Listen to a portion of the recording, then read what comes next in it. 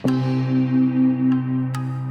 a tutti, io sono Stefano Curto, sono di Segusino, ma vivo a Valdobbiadene Io sono Riccardo Della Vedova, anch'io da Valdobbiadene. e siamo qua per parlarvi dei Lacrima Christi.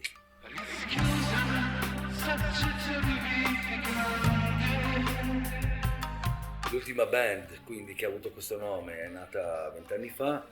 Abbiamo fatto 3 album, April, Il Risveglio e Il Vano Malcontento, e siamo qua oggi per parlare appunto del progetto fatto con Ricky del Vano Malcontento, che abbiamo ripreso in mano per chiudere un cerchio di un album che reputavamo non registrato bene per vari motivi, e l'incontro con Ricky ha permesso di portare a termine questo progetto. L'abbiamo appena finito, siamo qua a parlarvene.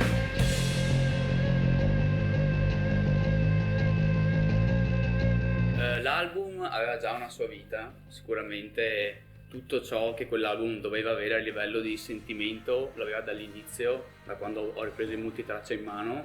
Tuttavia effettivamente a livello di produzione, di aspetto tecnico dietro al mixing c'era qualche lacuna, qualche mancanza, sicché se l'emotività poteva essere al 100% ancora non lo era. E Certo. secondo me quello che abbiamo fatto io e Stefano è spingerlo forse addirittura oltre questo 100. Sì, spingerlo oltre. Io personalmente ho ricantato dei pezzi che sapevo di aver cantato male e ho aggiunto quelle cose che a quel tempo, per una serie di fattori, non ho aggiunto. Cioè, il tempo è importante. Quando una band entra in studio molte volte non ha il tempo perché deve rispettare delle tempistiche. E invece, avendo tempo, è stato molto bello aggiungere, ritoccarlo, sai, farlo crescere, fiorire.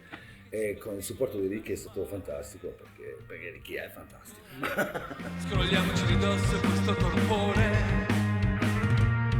questo vuoto c'è. I testi che ho scritto non sono mai stati politici perché non l'ho mai voluto, perché io ho sempre cercato di parlare della quotidianità, della spiritualità, del giorno, di quello che viviamo in questi posti qua. Quindi per forza di cose includeva anche delle opinioni che erano politiche, un po' tutto quella che era il sentimento, no?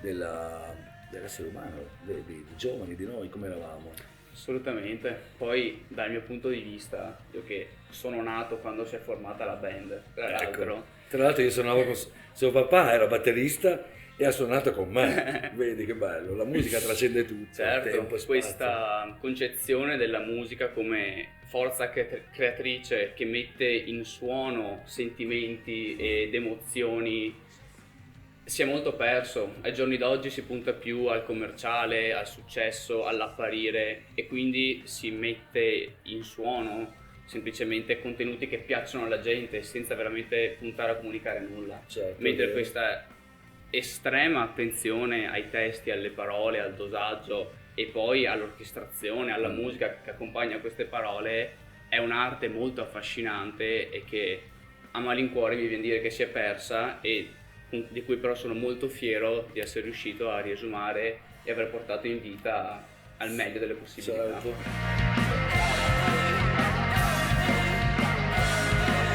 È un progetto comunque chiuso 5-6 anni fa, Sì. che ha avuto le sue difficoltà perché molti suoni erano scarni, quindi ho dovuto utilizzare qualche manipolazione digitale per dargli un tocco più moderno, e comunque in alcune parti Stefano non era contento, e quindi alcune parti sono Musicalmente. alcune parti sono effettivamente rifatte.